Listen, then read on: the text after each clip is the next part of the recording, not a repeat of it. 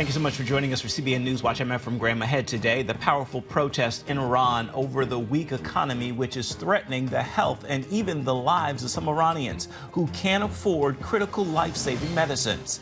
We're also going to look at how the removal of Nicolas Maduro in Venezuela has hurt a deadly terrorist group around the world, Hezbollah in the Middle East. And after the U.S. operation in Venezuela, President Donald Trump talking about his potential plans for other countries in the Western Hemisphere. We're going to bring you a look and hear what other nations are saying now. And a look at our Studio 5 conversation with Charlie Humbard. He is the founder of Up Entertainment, and he tells us why he is stepping away from the Faith Forward Network, which is known for its original films and series. All those stories and more right now on CBN NewsWatch. This is CBN NewsWatch. It is Wednesday, the 7th of January. We're going to begin this half hour in Iran, where protests have spread and the death toll has been rising. Some say this uprising may go further than any of those in the past because this time it's about Iran's collapsing economy, which threatens the lives and the health of its citizens. Paul Strand has the story now. He's reporting from Jerusalem. Massive protests across Iran have entered their 11th day. At least 36 people have died, and the regime's arrested more than 2,000 protesters. In a message on social media, Iranian Crown Prince Reza Pahlavi, the son of the deposed Shah, challenged Iranian security personnel to decide if they will choose to protect the regime or the people of Iran. While other uprisings against the mullahs have been stamped out, Hormoz Shariat of Iran Alive Ministries tells CBN News these may last longer. Iran's plummeting economy now threatens the very survival of its citizens as they can't afford food or life-saving medicines. That's just heartbreaking. When a family, their loved one is dying and they can't afford a $30, $40 medicine that can save their loved one, and they die. President Trump has repeatedly warned the U.S. may intervene if the regime starts killing protesters. While Iran's supreme leader has said rioters must be put in their place, America's move to depose Venezuelan dictator Nicolas Maduro might have him shaken. He's reportedly put together contingency plans to flee to Moscow with 20 top aides. Maduro's removal may severely hit both Iran and its top proxy Hezbollah in the pocketbook. Trade with the South American nation has long let the Iranian regime bypass crippling sanctions. And Hezbollah used Venezuela to raise funds through its ties to criminal gangs and narco-terrorists there. This is something that the United States has been tracking and trying to push back against for quite some time, and hopefully this strike will reduce the ability of Hezbollah to operate in the region. Meanwhile, Israel's prime minister says a top priority with President Trump is keeping a lid on Iran's ambition to build nuclear weapons. The two discussed the matter at the recent summit in Florida. We reiterated our common position of zero enrichment and the need to remove the 400 kilograms of enriched material from Iran and to monitor the sites with close and real supervision. New York City's Islamist mayor alarmed Jews and their supporters on his first day in office when he immediately revoked policies the former mayor enacted to support Israel. The city has seen a dramatic rise in anti-Semitic hate crimes in recent years. Despite this, Zohran Mamdani claims his leadership won't endanger the Jewish population in his city. Protecting Jewish New Yorkers is going to be a focus of my administration. But Israel's foreign ministry shot back on X that Mamdani's new actions contradict his words, writing, "This isn't leadership, it's anti-Semitic gasoline on an open fire." Paul Strand, CBN News. I want to continue our coverage now. Our CBN News Middle East Bureau Chief Chris Mitchell is joining us from Jerusalem. So, Chris, let's begin with the protest in Iran. What is the view of the Israeli government about this uprising? Well, Ephraim, obviously, watching them very closely, there's a deep sympathy for the Iranian people here in Israel. Remember, we've talked and we've reported in the past not only about the Abraham Accords, but also the Cyrus Accords. And there's an ancient connection between the Persian people with King Cyrus and the people of Israel. So there's a great deal of sympathy for the Iranian people. Prime Minister Netanyahu has spoken directly to the Iranian people for years. And just recently, he was talking about the water situation there in Iran and promising that the regime is what's causing the problems, the economic collapse. There is some restraint here from some government officials, lest the regime blame Israel for the protests. But we also understand, and we saw that certainly during the last June, the 12-day war in June, where Mossad operatives were on the ground inside Iran. Recently, I've been in touch with an Iranian-born former Trump official, and she says she's more hopeful than ever before about these protests, and they really see a difference in these protests. And I think the one key, Ephraim, will the military, the IRGC, the Bajis, the ones you see there on motorcycles suppressing these protests, will they turn away from the regime and turn with the protesters? What is the feeling in Israel about the possibility of the government of Iran collapsing, and what would happen if it did? Well, if it did, there is concern about any regional stability. If you take out a regime the size of Iran with about 80 million people there in the Middle East, what could happen? Could Iran, before in its last gasp, lash out and against Israel, perhaps? How long could a transition last? Would Reza Pahlavi, which many believe may be the one that could take over power, would he be able to do that? And how would other actors in the region respond, or even global actors like China, Russia, Turkey, and Iran's neighbors, Syria? How would they respond? So it's really unpredictable to see what would happen right now, but certainly concern what would happen if the Iranian regime does fall. But certainly great hope that this could lead to freedom for the Iranian people after more than 40 years of this tyranny. Chris, few people knew Venezuela was a source of funding and support for Hezbollah. How big of a blow to Hezbollah is the removal of Maduro from Venezuela? It's a major blow, Ephraim, very significant. Venezuela has been a gateway to Hezbollah's influence in the Western Hemisphere. They've used Venezuela to launder money, traffic drugs, and Venezuela has been provided really political shelter for Hezbollah, and really has been their main foothold outside the Middle East. So what this would represent to Hezbollah would be perhaps the end of a regional hub, and it would weaken their global outreach and that they have been building up for years. Chris, now let's turn to the subject of Israel's Prime Minister Netanyahu saying a top priority for Israel is stopping Iran's nuclear ambition. Could we see another strike on Iran's nuclear program at some point?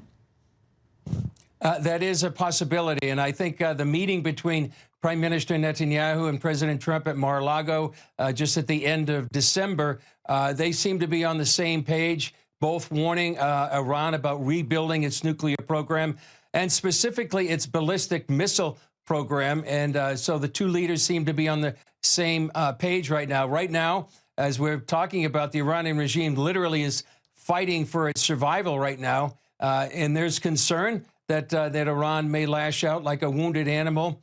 But if they did so, I mean, that could result perhaps in an Israeli or a combined Israeli-U.S. attack on Iran's oil and gas fields. So that's their economic lifeline. That would certainly probably mean the end of the regime. And also, and as Paul said in his report, the regime's deeply disturbed about Trump's warning that the U.S. will act if some of the peaceful protesters are killed. So we're looking at a very, very volatile situation here in the Middle East, Ephraim. And I certainly, a lot of people are saying this is certainly a time to pray for the people of Iran, pray for the protection of those protesters in the streets, and also pray for what we have reported on for years, Ephraim, this growing revival inside Iran, where many Iranians have come to faith in Jesus Christ, and many of them through supernatural dreams and visions. So this is certainly a time to be praying, interceding for the people of Iran. Indeed it is. One last question before we let you go. How closely are Israelis watching the mayor of New York City, Zohran Mamdani? Is there concern he's a sign of rising anti-Semitism that we've seen over the last few years?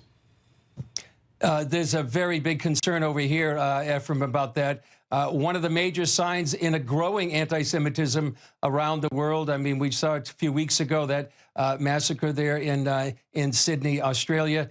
In New York City, home to one of the largest Jewish populations outside of Israel. You know, there's a new poll, and it's where 76% of Israelis feel that Israel is the safest place to be now, other than anywhere else in the world. And what Mamdani did, he overturned those safeguards that Mayor Eric Adams had implemented, and two of those were barring city agencies from boycotting or divesting from Israel and changing the adoption of what's called the IHRA definition of anti-Semitism.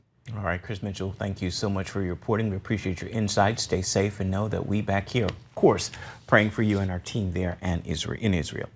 Coming up, what is next for Venezuela and the U.S. after the capture of Venezuelan dictator Nicolas Maduro? We're going to hear Venezuela's reaction and which country's President Donald Trump may be eyeing next. We got the story for you when we come back.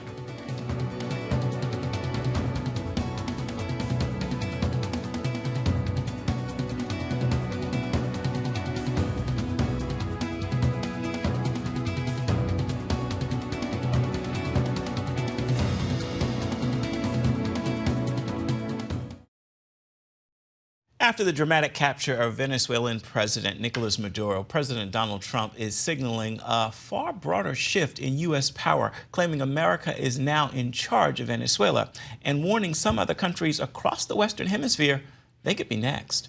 The move is drawing some criticism at home from U.S. allies abroad as well. CBN's Brody Carter reports now. The Trump administration is issuing demands to Venezuela's new government, sever its economic ties with Russia, China, and Iran, and agree to work only with the U.S. oil production. President Trump said Venezuela is delivering 30 to 50 million barrels of sanctioned oil to the U.S. He says it will be sold at market price and go to help people of Venezuela. Vice President Delcy Rodriguez, Venezuela's interim president, has rejected U.S. claims of control, calling Maduro's capture a kidnapping and asserting Venezuelan sovereignty.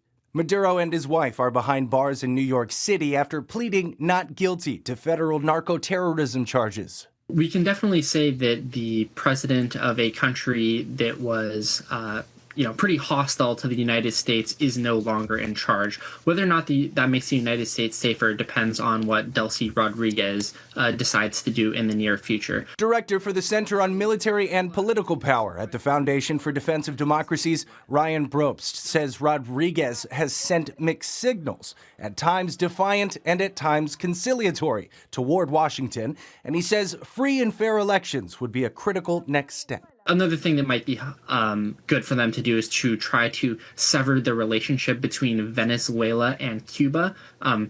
Cuba is a large patron of Venezuela. A lot of the casualties from the raid were actually Cuban security forces protecting Maduro, which shows you how much Cuba cares about it. And Venezuela sends a lot of oil to Cuba. President Trump has also suggested other countries could be next, including Mexico, Cuba, and Colombia.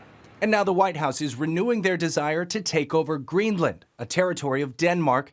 In a statement from the White House Press Secretary Caroline Leavitt, she said the president and his team are discussing a range of options, including acquiring Greenland to protect from adversaries in the Arctic, saying that using the U.S. military is always an option. The Danish Prime Minister says the president's threats should be taken seriously, warning if the U.S. takes over another NATO country, quote, everything stops. She's now requesting a meeting with the U.S. State Department. United Nations members and international law experts say the strike violates the UN Charter and sovereignty arms. European leaders are also rejecting any U.S. military action in Greenland, warning an attack on NATO territory could fundamentally fracture the alliance.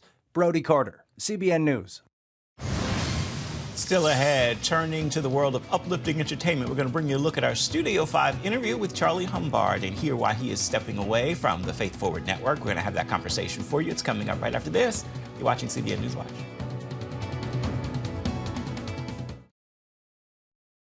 Welcome back to CBN NewsWatch. A new year and big changes in uplifting entertainment. The founder and longtime leader of the Up Entertainment brand, Charlie Humbard, is stepping away from the Faith Forward Network, known for its original films and series. Take a look.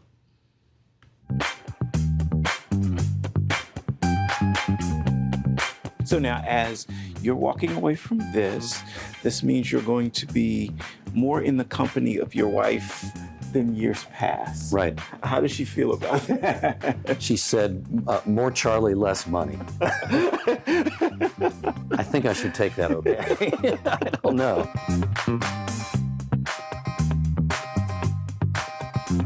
What's the prayer now? I imagine there's something you're fervently asking God for in this phase. What's the prayer?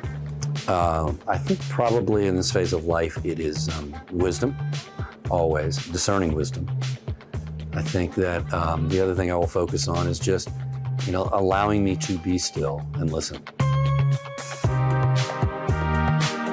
Sitting here today, you're about to say goodbye to something you created. How's that feel? It's certainly an emotional moment for you. I've thought about it a lot. When you're a CEO, but you're also the founder, it really is your baby. So it was, what, 2004? We went on the air in October of 2004. 2004. But I started the journey of raising money in early 2002. And so that journey of raising money was a little over 2 years as well. So I've been doing this a long time now. Let's go back to the beginning, if you will, so people understand your faith connection. You're the son of the very first televangelist, correct? That's right. I go way back to that. Dad started on TV in the 50s. He was in radio in the 40s. I had the opportunity to grow up and learn so much watching Dad as a great example of how to live it and really how to speak to people and, spread the important message. How would you say this industry's landscape has changed through your eyes over the years? We go back to 2004.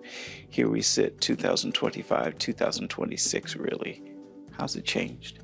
I think it's how hasn't it changed, right? I started in the cable industry in the 80s. So right after HBO got launched, that was the first cable channel. And I've lived literally through this business cycle of the rise and now kind of the fall of linear cable. It's a great time for brands like Up Entertainment to stand out, because you could go to Netflix and you don't really think of Netflix as any particular brand other than just a lot of choice. Yeah. But I think it's a great time for brands like Up that stand for something to stand out. Take me back to the beginning. You start in a basement. How many employees versus where we sit today? How big are we? How small were we? We had probably, at the time we launched, about 12 to 15 employees. Maybe 3 of them were part-time.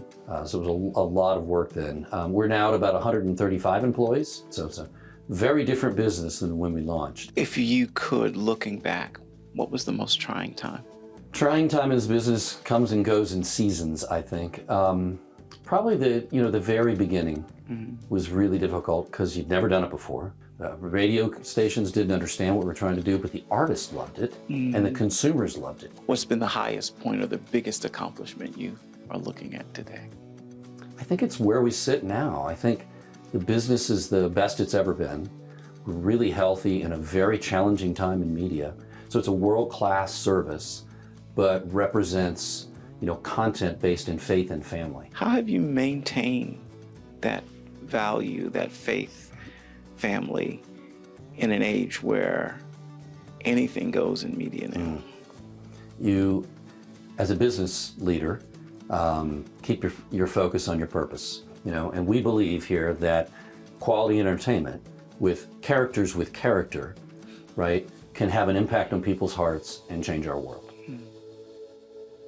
And we wish Charlie Humbard every blessing in this new chapter. He's certainly left up on the upward swing. Be sure to join us this evening for an all-new edition of Studio 5. We got more from Charlie Humbard. We're also going to have a conversation with rapper and producer Derek Minor. He's sharing the inspirational story behind his decision to fire a manager who's actually now a fellow hip-hop artist. Plus, recording artist Victory Boyd joins us to talk about the new year and her new music. You can see Studio 5 on the CBN News Channel at 8 Eastern. You can also watch it on the CBN News app. It's available on YouTube as well. And Studio 5, we have a podcast. It's called Conversations from Studio 5. It's your weekly destination for uplifting interviews with a strong focus on faith. And this week, we're having an in-depth conversation with Charlie Humbard. He's expanding the legacy and talking about his entertainment and retirement. You can listen to the episode on your favorite podcast platform. Stay with us. We're coming back with an encouraging word for your day ahead. It's coming up right after this.